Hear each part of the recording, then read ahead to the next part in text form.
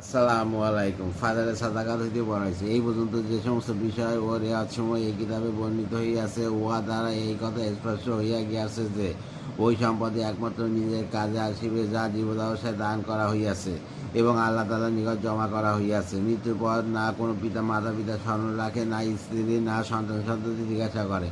সকলে কয়েকদিন বিনা পয়সার কিছু অশ্রু বিসর্জন দিয়া নিজ নিজ কাজে ব্যস্ত হইয়া যাইবে। মাসের পর মাস, বছর পর বছর মৃত্যু ব্যক্তির কথা কারো স্মরণ হইবে না।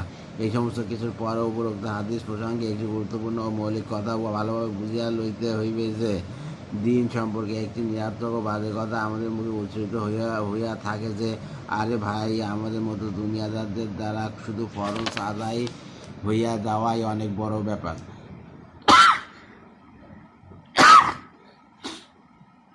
নফল তো বড়দের কাজ, উহা শয়তানের ধোঁকা। কেননা নফল তো ফরজের পরিপূর্ণতার জন্যই।